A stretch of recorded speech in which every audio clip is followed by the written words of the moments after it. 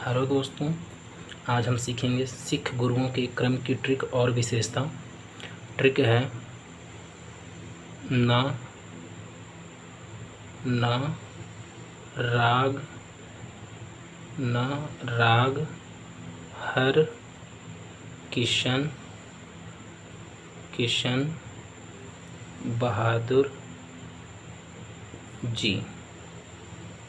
ये हमारी ट्रिक है। तो हम पहले इसको एक एक से जान लेते हैं, फिर उसके बाद हम पूरा डिस्क्राइब करेंगे धीरे धीरे। तो हो जाएगा गुरु नानक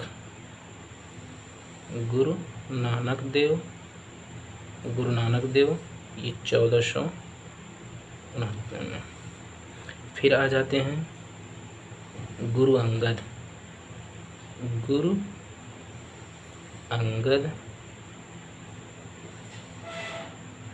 ये गद्दी पर बैठते हैं 1539 में। फिर आ जाते हैं गुरु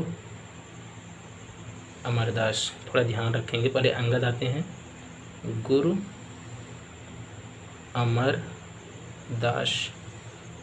अमरदास आते हैं।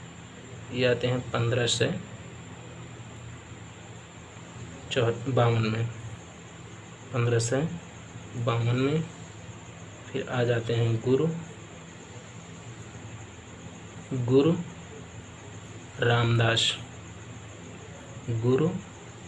रामदास आ जाते हैं 1574 में। फिर आ जाते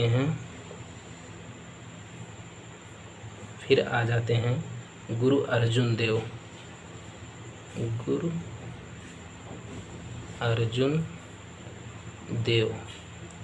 1581 में आ जाते हैं। फिर आ जाते हैं हर गोविंद जी आ जाते हैं। इनका कार्यकाल होता है 1696। फिर आ जाते हैं हर राय, इनका ये गद्दी पर बैठते हैं 1645 में। फिर आ जाते हैं गुरु हर किशन बहादुर,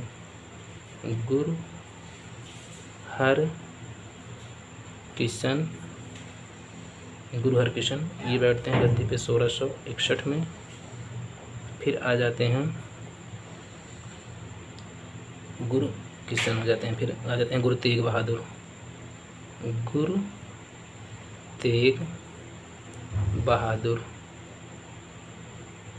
ये गद्दी पर बैठते हैं 1664 में। फिर आ जाते हैं गुरु गोविंद सिंह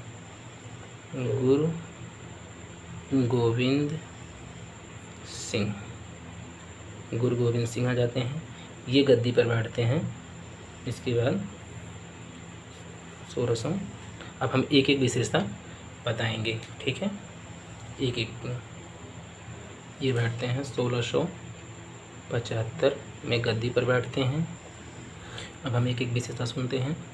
ये हमारे आ जाएंगे गुरु नानक जी। इनकी खास विशेषता है, इन्होंने सिख धर्म की स्थापना की। सिख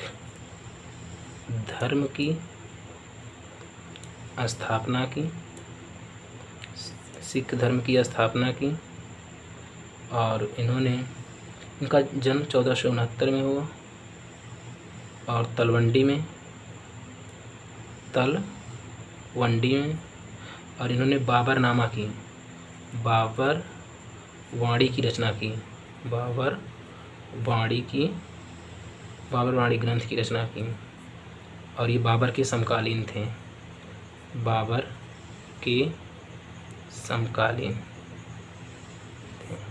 समकालीन थे। उसके बाद आ जाते हैं गुरु अंगद। हम तो विशेषता देखते चलेंगे। गुरु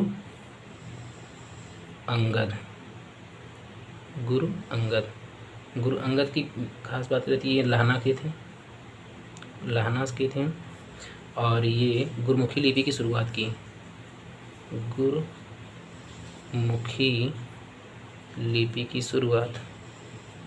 लिपि की शुरुआत की, गुरुमुखी लिपि की शुरुआत की। और ये हुमायूं शेरशाह के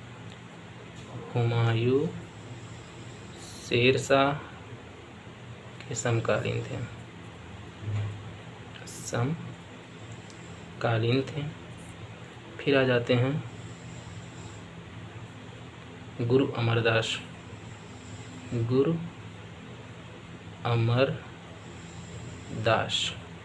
गुरु अमरदास की खास बात थी, ये अकबर के समकालीन थे। अकबर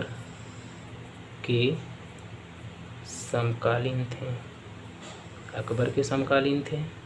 और बीबी भानी को अकबर ने 500 बीघा ज़मीन दिया था इन्हीं के समय में। बीबी भानी को 500 बीघा ज़मीन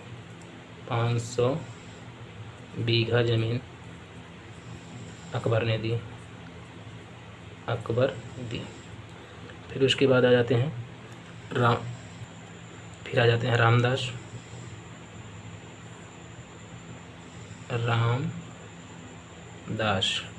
गुरु रामदास की खास बात ये रहती थी, ये अमृतसर की बसाते हैं।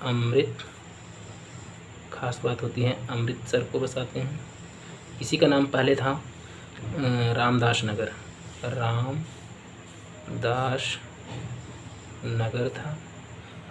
नगर था। और अकबर की दी हुई ज़मीन पे इन्होंने बनवाया था। और ये जो गद्दी थी वंशानुगत कर दिए, गद्दी को वंशानुगत, ये इनकी खास बात थी, गद्दी को वंशानुगत। फिर आ जाते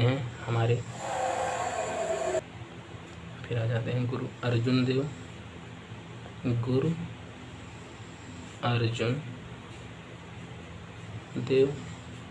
इनके समय में क्या खास बात रहती है, ये क्या करते हैं, आदि ग्रंथ की रचना करते हैं। आदि ग्रंथ की रचना। और जहाँ हरविंदर साहब मंदिर, हरविंदर साहब में मंदिर बनाते हैं। और इसे स्वर्ण मंदिर कहा जाता है। स्वर्ण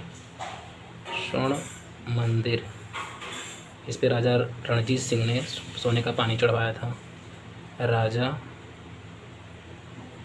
रणजीत ने सोने के पानी का रंग चढ़वाया था। सोने के पानी का रंग चढ़वाया।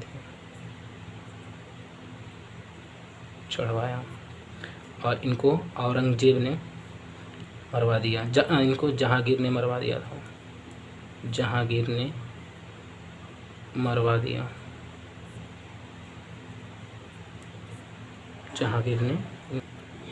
फिर आते हैं हरगोविंद जी आते हैं। हरगोविंद की खास बात रहती है कि ये युद्ध में शामिल पहले सिख थे। युद्ध में शामिल पहले सिख गुरु थे। युद्ध में शामिल पहले सिख गुरु। बस इनकी इतनी सी खास बात है। अब आ जाएंगे हरकिशन कुछ खास नहीं है, हरकिशन हो जाते हैं। फिर आ जाते हैं हर राय हैं। और फिर आ जाते हैं हरकिशन। गुरु हरकिशन आ जाते हैं। इनको भी कुछ खास नहीं है, बस इतना रहता है। फिर उसके बाद आ जाते हैं गुरु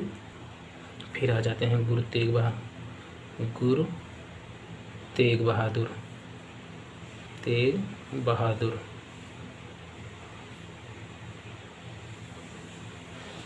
गुरु तेग बहादुर आ जाते हैं। इनकी क्या खास बात रहती है, ये इनकी खास बात ये रहती थी, ये हिंद की चादर की रचना की। हिंद की चादर की शुरुआत की। और इसके औरंगजेब ने इनको मरवा दिया था। औरंगजेब ने इन्हें मरवा दिया। ये 9वें गुरु थे, ध्यान रखेंगे। फिर आ जाएंगे 10, मोस्ट इम्पोर्टेंट ये हैं, मोस्ट इम्पोर्टेंट ये हैं गुरु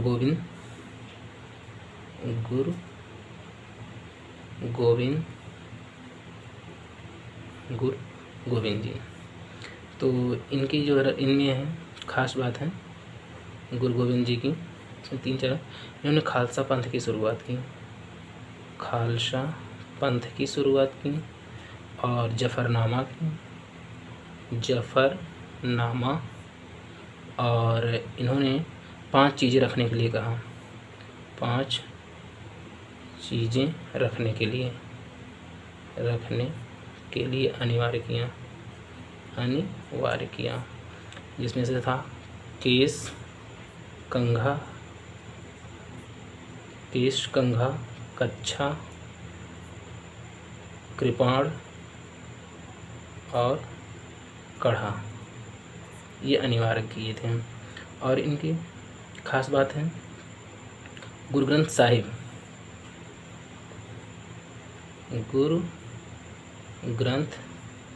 की रचना की। बस ये खास थी कि हमारे सारे सिख गुरुओं की हो जाएंगी।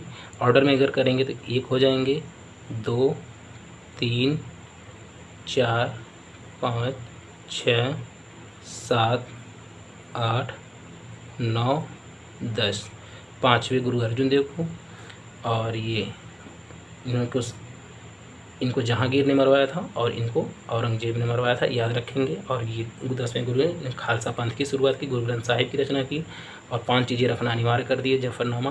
बस ओके, थैंक यू। बाकी नेक्स्ट वीडियो में